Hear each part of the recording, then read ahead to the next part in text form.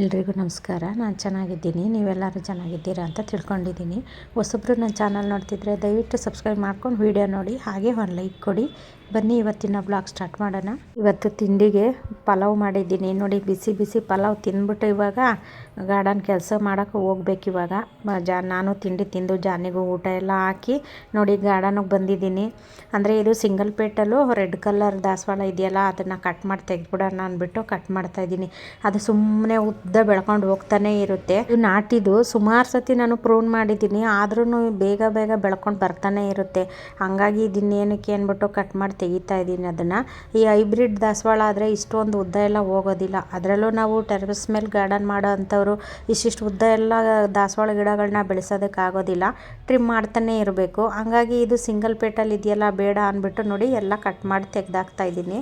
ಅಂದರೆ ನನ್ನ ಗಾರ್ಡನಲ್ಲಿ ಹೈಬ್ರಿಡ್ ದಾಸವಾಳನೇ ಸುಮಾರು ಬಿಡ್ತಾ ಇದೆ, ಹಾಗಾಗಿ ಇದನ್ನೇನಕ್ಕೆ ಅಂದ್ಬಿಟ್ಟು ತೆಗಿತಿದ್ದೀನಿ.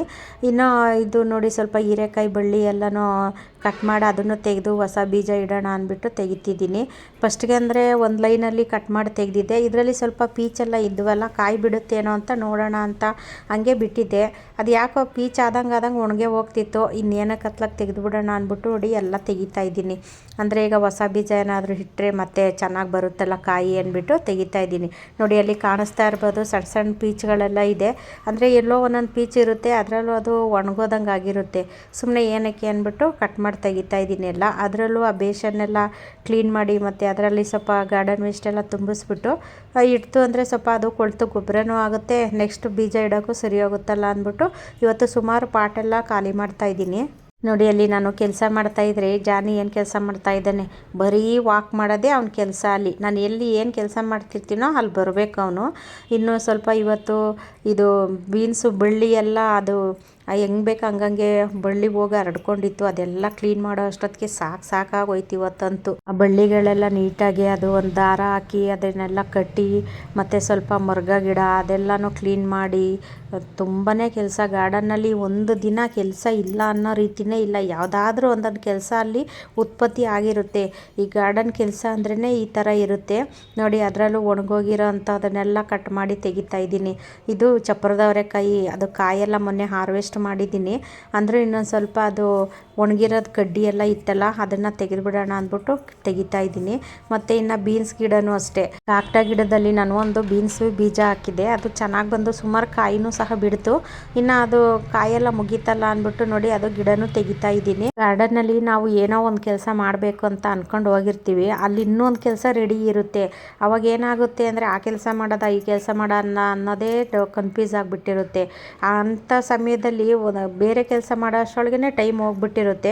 ನಾವು ಅಂದ್ಕೊಂಡಿದ್ದ ಕೆಲಸ ಮಾಡೋಕ್ಕೆ ಆಗಿರೋದಿಲ್ಲ, ಅದು ಇನ್ನೊಂದು ಕೆಲಸ ಪೆಂಡಿಂಗ್ ಆಗಿರುತ್ತೆ. ಇದೇ ಥರ ಆಗ್ತಾಯಿದೆ ನನಗೆ. ಸೂಜಿ ಮಲ್ಲಿಗೆ ಗಿಡ ನೋಡಿ ಎಷ್ಟು ಉದ್ದ ಬೆಳ್ಕೊಂಡೋಗಿದೆ. ಅದು ಟ್ರಿಮ್ ಮಾಡೋಣ ಅಂದರೆ ಅದರಲ್ಲಿ ಹೂವೇ ಮುಗಿತಾ ಇಲ್ಲ, ಅಂದರೆ ಮೊಗ್ಗು ಜಾಸ್ತಿ ಇದ್ದಾವೆ. ಹಾಗಾಗಿ ಸ್ವಲ್ಪ ಅದು ಹೂವೆಲ್ಲ ಕಡಿಮೆ ಆಗಲಿ ಆಮೇಲೆ ಟ್ರಿಮ್ ಮಾಡೋಣ ಅಂತ ಅಂದ್ಬಿಟ್ಟು ಹಾಗೆ ಬಿಟ್ಟಿದ್ದೀನಿ. ನೋಡಿ ಎಷ್ಟು ಉದ್ದ ಬೆಳ್ಕೊಂಡೋಗಿದೆ. ಅದರಲ್ಲೂ ಆ ತುದಿನಲ್ಲೆಲ್ಲ ಎಷ್ಟೊಂದು ಹೂಗಳೆಲ್ಲ ಬಿಟ್ಟಿದೆ ನೋಡಿ.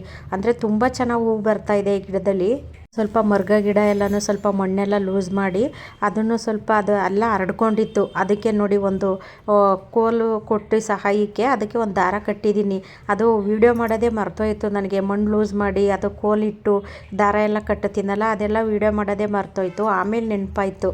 ಆ ಕೆಲಸ ಮಾಡೋ ಟೈಮಲ್ಲಿ ಈ ವಿಡಿಯೋ ಮಾಡಬೇಕು ಅಂತ ನೆನಪೇ ಆಗೋದಿಲ್ಲ ಕೆಲವೊಂದೊಂದು ಸರಿ. ನೋಡಿ ಆಮೇಲೆ ತೋರಿಸ್ತಿದ್ದೀನಿ ನಾನು.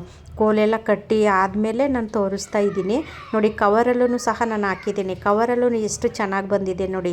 ಅದನ್ನು ಮಣ್ಣು ಲೂಸ್ ಮಾಡಬೇಕಾದ್ರೆ ಸ್ವಲ್ಪ ಸಸಿಗಳನ್ನೆಲ್ಲ ನಾನು ಇನ್ನೊಂದು ಸ್ವಲ್ಪ ಜಾಸ್ತಿ ಮಾಡ್ಕೊಳ್ಳೋಣ ಅಂತ ಒಂದು 3 ಸಸಿ ಎಕ್ಸ್ಟ್ರಾ ಎತ್ತಿಟ್ಕೊಂಡೆ ನಾನು. ಅದಕ್ಕೆ ಈ ಚಿಕ್ಕ ಚಿಕ್ಕ ಪಾಟ್ ಇದೆಯಲ್ಲ ಅದರೊಳಗೆ ಸ್ವಲ್ಪ ಬಾಳೆಹಣ್ಣಿನ ಸಿಪ್ಪೆ ಇದೆಲ್ಲ ಒಣಗಿರೋದಿತ್ತಲ್ಲ, ಅದನ್ನು ನಾನು ಅದು ಸ್ವಲ್ಪ ಹಾಕ್ಬಿಟ್ಟು ಅದರ ಮೇಲೆ ಮಣ್ಣು ಹಾಕ್ಬಿಟ್ಟು ಅದರಲ್ಲಿ ಗಿಡ ಇಡ್ತಿದ್ದೀನಿ. ಈ ಬಾಳೆಹಣ್ಣಿನ ಸಿಪ್ಪೆ ಮೊನ್ನೆ ನಾನು ಲಿಕ್ವಿಡ್ ಮಾಡಿದ್ನಲ್ಲ, ಅದರಲ್ಲಿ ಎಕ್ಸ್ಟ್ರಾ ಬಂದಿತ್ತಲ್ಲ ನಾವು ಸೋಸ್ ಆದಮೇಲೆ, ಅದು ಹಂಗೆ ಇಕ್ಕಿದ್ದೆ. ಬೇರೆ ಯಾವುದಾದ್ರೂ ಪಾಟಲ್ಲಿ ಮಣ್ಣು ತೆಗೆದ್ಬಿಟ್ಟು ಹಾಕೋಣ ಅಂತ ಅದು ಮರ್ತೇ ಹೋಗಿತ್ತು. ಅದಿತ್ತಲ್ಲ ಅಂದ್ಬಿಟ್ಟು ಇದರೊಳಗೆ ಹಾಕ್ಬಿಟ್ಟು ನೋಡಿ ಸಸಿಗಳನ್ನ ಇಟ್ಟಿದ್ದೀನಿ. ಅಂದರೆ ನಾನು ಒಂದು ಪಾಟಲ್ಲಿ ಇಡೋದನ್ನು ತೋರಿಸಿದ್ದೀನಿ ಅಷ್ಟೇ, ವಿಡಿಯೋ ಲೆಂತಿ ಆಗುತ್ತೆ ನೋಡಿ. ಇದು 3 ಪಾಟಿಗೆ ಹಾಕಿದ್ದೀನಿ ನಾನು. ಇನ್ನೂ ಎಕ್ಸ್ಟ್ರಾ ಮಾಡ್ಕೊಳ್ಳೋಣ ಅಂತ ನಾನು ಈ ಮುರುಘಾ ಗಿಡನ ಇದರಲ್ಲಿ ಹಾಕ್ಕೊಂಡಿದ್ದೀನಿ.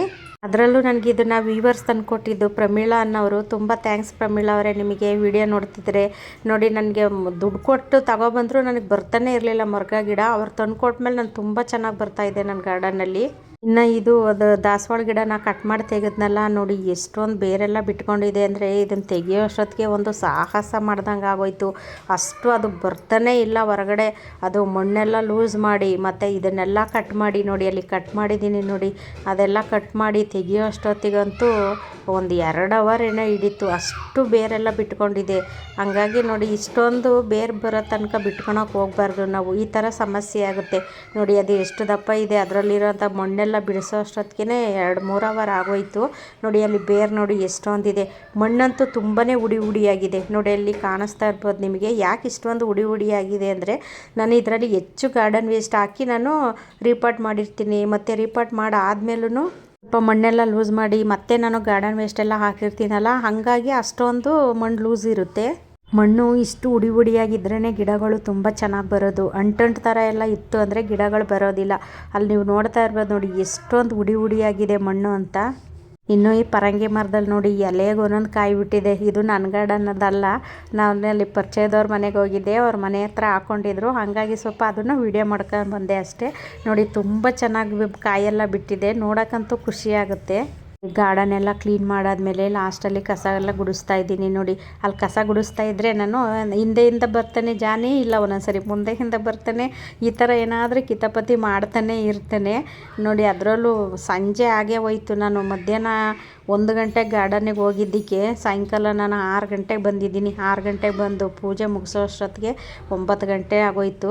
ಏನು ಮಾಡೋಕ್ಕಾಗೋದಿಲ್ಲ, ಕೆಲವೊಂದೊಂದು ಸರಿ ಇಷ್ಟೊಂದು ಕೆಲಸಗಳೆಲ್ಲ ಇರುತ್ತೆ ಗಾರ್ಡನ್ನಲ್ಲಿ ನೋಡಿ. ಗಾರ್ಡನ್ ಎಲ್ಲ ಕ್ಲೀನ್ ಮಾಡಿದ್ಮೇಲೆ ಇಷ್ಟೊಂದು ಕಸ ಎಲ್ಲ ಸಿಕ್ಕಿದೆ ನೋಡಿ. ಅದರಲ್ಲೂ ನಾನು ಒಂದು ಕಡೆ ಕಸ ಗುಡಿಸಿದ್ರೆ ಅದೇ ಒಂದು ಕಡೆ ಹೋಗುತ್ತೆ. ಯಾಕೆ ಅಂದರೆ ತುಂಬಾ ಗಾಳಿ ಬೀಸ್ತಾ ಇರುತ್ತೆ ನೋಡಿ. ಕಸ ಗುಡಿಸ್ತಾ ಇದ್ದರೆ ಹಿಂದೆಯಿಂದ ಒಂದು ಸರಿ ಬರ್ತಾನೆ, ಮುಂದ್ಗಡೆಯಿಂದ ಒಂದು ಸರಿ ಬರ್ತಾನೆ. ಈ ಬರೀ ಇದೇ ಆಟ ಜಾನಿದು ನೋಡಿ. ಇವಾಗ ಆ ಹಿಂದ್ಗಡೆ ಹೋಗಿ ಮತ್ತೆ ಒಂದು ರೌಂಡು ಮುಂದ್ಗಡೆಯಿಂದ ಅಲ್ಲಿ ಚಿಪ್ಪಿಟ್ಟಿದ್ದೀನಲ್ಲ ನಾನು ಸ್ಟ್ಯಾಂಡ್ ಥರ, ಆ ಚಿಪ್ ತಗೊಂಡೋಗಕ್ಕೆ ಬಂದಿದ್ದಾನೆ ಅವನು. ನನಗೆ ಗೊತ್ತಾಯ್ತು ಅವ್ನು ಚಿಪ್ ತಗೊಂಡೋಗಕ್ಕೆ ಬಂದಿದ್ದಾನೆ ಅಂತ. ಹಂಗಾಗಿ ಅದನ್ನು ತೆಗೆದು ಇಟ್ಬಿಟ್ಟು ಇವಾಗೊಂದು ನಾನು ನೋಡಿ ಚಿಪ್ ತಗೊಳಕ್ಕೆ ಬಂದಿದ್ದು ಅವನು. ಇವಾಗ ಒಂದು ಬಾಟ್ಲು ಕೊಟ್ಟೆ. ಈಗ ಬಾಟ್ಲು ಕೊಟ್ಟರೆ ನೋಡಿ ಹೋಗ್ತಾನೆ ಆ ಕಡೆ. ಈ ಥರ ಏನಾದರೂ ಅವನಿಗೆ ನಾನು ಕೊಡ್ತಾನೆ ಇರಬೇಕು ಆಟ ಆಡೋದಕ್ಕೆ. ಆ ಟೆರೆಸ್ ತುಂಬ ಬರೀ ಇವನವೇ ಬಾಟ್ಲುಗಳಾಗ್ಬಿಟ್ಟಿರ್ತವೆ ನೋಡಿ. ಸ್ವಲ್ಪ ಗುಡಿಸ್ಕೊಂಡು ನಾನು ಎತ್ತಿ ಅಲ್ಲಿ ಡ್ರಮ್ಮಲ್ಲಿ ಹಾಕೋತಾ ಇದ್ದೀನಿ. ಯಾಕೆಂದರೆ ಅದು ಎಲೆಗಳೆಲ್ಲ ಒಂದು ಕಡೆ ತೂರ್ಕೊಂಡು ಹೋಗುತ್ತೆ. ನಾನೇ ಒಂದು ಕಡೆ ಕಸ ಗುಡಿಸ್ಕೊಂಡು ಬಂದರೆ ಅದೇ ಒಂದು ಕಡೆ ತೂರ್ಕೊಂಡು ಹೋಗುತ್ತೆ. ಹಾಗಾಗಿ ನಾನು ಸ್ವಲ್ಪನೇ ಗುಡಿಸಿದ ತಕ್ಷಣವೇ ಆ ಡ್ರಮ್ಮಲ್ಲಿ ಹಾಕ್ತೀನಿ. ಎಲ್ಲ ಗುಡಿಸಿ ನಿಮ್ಮ ಗಿಡಗಳಿಗೆ ನೀರು ಹಾಕಿ ಬರೋಷ್ಟೊಳಗೆ ಸಂಜೆನೇ ಆಗೋಯಿತು. ಇನ್ನೂ ಸ್ವಲ್ಪ ತರಕಾರಿ ಬೀಜ ಹಾಕೋಣ ಅಂದ್ಬಿಟ್ಟು ನಾನು ಬ್ಯಾಗಲ್ಲಿ ತಗೊಂಡೋಗಿದ್ದೆ. ದಿನ ಹೇಳ್ತಾನೆ ಇದ್ದೀನಿ ಅಂತ ಅಂದ್ಬಿಟ್ಟು ಬೇಜಾರು ಮಾಡ್ಕೋಬೇಡಿ ನೋಡಿ. ಇವತ್ತು ನಾನು ತೋರಿಸ್ತೀನಿ ಬ್ಯಾಗು ನೋಡಿ. ದಿನ ನಾನು ಇದೇ ಥರನೇ ಬ್ಯಾಗ್ ತೊಗೊಂಡೋಗೋದು ವಾಪಸ್ ತರೋದು, ಇದೇ ಆಗೋಗ್ಬಿಟ್ಟೈತೆ ನನಗೆ. ಅದು ಯಾವಾಗ ನನಗೆ ಟೈಮ್ ಕೊಡುತ್ತೆ ಅಂತಲೇ ಗೊತ್ತಿಲ್ಲ. ಅಂದರೆ ಸೊಪ್ಪಿನ ಬೀಜ ಹಾಕೋದಕ್ಕೂ ಪಾಟ್ ರೆಡಿ ಮಾಡಿಟ್ಟಿದ್ದೀನಿ, ತರಕಾರಿ ಬೀಜ ಹಾಕೋಕ್ಕೂ ಪಾಟೆಲ್ಲ ರೆಡಿ ಮಾಡಿಟ್ಟಿದ್ದೀನಿ. ಅಂದರೆ ನೋಡಿ, ಈ ತರಕಾರಿ ಬೀಜ ಎಲ್ಲ ತೊಗೊಂಡು ಬಂದಿದ್ದೀನಿ. ಅಂದರೆ ಅದು ಪಟ್ನ ನಾನು ಮೊನ್ನೆ ಸಂತೆಗೆ ಹೋಗಿ ಸಬ್ಸಿಗೆ ಸೊಪ್ಪಿನ ಬೀಜ ಬೇಕಾಗಿತ್ತು, ಹಾಗಾಗಿ ತೊಗೊಂಡು ಬಂದೆ. 10 ರೂಪಾಯಿಗೆ ತಂದ್ರೂ ಸಾಕು. ಅಂಗಡಿಗಳಲ್ಲೆಲ್ಲ ತುಂಬಾ ರೇಟ್ ಜಾಸ್ತಿ ಇರುತ್ತೆ ಈ ಸೊಪ್ಪಿನ ಬೀಜ ಎಲ್ಲ. ಅಂದರೆ ನಾನು ಬೇರೆ ಸೊಪ್ಪಿಂದು ಬೀಜ ಎಲ್ಲ ನಾನೇ ರೆಡಿ ಮಾಡ್ಕೊತೀನಿ. ಅಂದರೆ ಇದು ಸಬ್ಸಿಗೆ ಸೊಪ್ಪಿನ ಬೀಜ ಖಾಲಿಯಾಗಿತ್ತಲ್ಲ ಅಂತ ತೊಗೊಂಡು ಬಂದೆ ಅಷ್ಟೇ ನೋಡಿ. ಇನ್ನು ಹೂವೆಲ್ಲ ಹಾರ್ವೆಸ್ಟ್ ಮಾಡಬೇಕು, ಯಾವ ಥರ ಆಗೋಗಿದೆ. ಸುಮ್ಮನೆ ಒಣಗೋಗುತ್ತಲ್ಲ ಅಂದ್ಬಿಟ್ಟು ಇವತ್ತು ಹೂವೆಲ್ಲ ಜಾಸ್ತಿ ಹಾರ್ವೆಸ್ಟ್ ಮಾಡ್ತಾಯಿದ್ದೀನಿ. ಇದು ಯೆಲ್ಲೋ ಕಲರ್ ಸೇವಂತಿಗೆ, ಪಿಂಕು, ವೈಟು ಇದೆಲ್ಲನೂ ಹಾರ್ವೆಸ್ಟ್ ಮಾಡಿ ಸ್ವಲ್ಪ ಹಾರ ಥರ ಎಲ್ಲ ಮಾಡಿಬಿಟ್ಟು ಫೋಟೋಗೆಲ್ಲ ಹಾಕಿ, ಇವತ್ತು ಶನಿವಾರ ನಮ್ಮದು ವಾರ ಇರೋದ್ರಿಂದ ಹಾಕಿ ಪೂಜೆ ಮಾಡೋಣ ಅಂದ್ಬಿಟ್ಟು ನೋಡಿ ಜಾಸ್ತಿನೇ ಹಾರ್ವೆಸ್ಟ್ ಮಾಡ್ಕೊಂಬಂದಿದ್ದೀನಿ. ಸುಮ್ಮನೆ ಗಿಡದಲ್ಲೆಲ್ಲ ಒಣಗೋಗುತ್ತಲ್ಲ, ವೇಸ್ಟ್ ಆಗುತ್ತೆ ಅಂತ ನೋಡಿ ತೊಗೊಬಂದು ಸಂಜೆ ವಾರ ಮಾಡೋಷ್ಟರೊಳಗೆ 9 ಗಂಟೆ ಆಯಿತು ನೋಡಿ. ಇಷ್ಟು ಹೂವೆಲ್ಲನೂ ಹಾಕಿ ನಾನು ಇವತ್ತು ಇಷ್ಟು ಅಲಂಕಾರ ಮಾಡಿದ್ದೀನಿ. ತುಂಬ ಚೆನ್ನಾಗಿ ಕಾಣಿಸುತ್ತೆ. ನಾವು ಬೆಳೆದಿರೋ ಅಂಥ ಹೂವೆಲ್ಲನೂ ಈ ಥರ ನಾವು ಕಟ್ಟಿ ನಾವು ಮಾಲೆ ಮಾಡಿ ಹಾಕೋದ್ರಿಂದ ನೋಡಿ. ಸೇವಂತಿಗೆ ಹೂವನ್ನೇ ಒಂದು 2 ಮಾರಷ್ಟು ಆಗಿತ್ತು ಕಟ್ಟಿ. ವಿಡಿಯೋ ಇಷ್ಟ ಆದರೆ ಬೇರೆಯವ್ರಿಗೂ ಶೇರ್ ಮಾಡಿ, ಹಾಗೆ ಒಂದು ಲೈಕ್ ಮಾಡಿ. ಮುಂದಿನ ವಿಡಿಯೋದಲ್ಲಿ ಸಿಗ್ತೀನಿ. ಎಲ್ರಿಗೂ ಧನ್ಯವಾದಗಳು.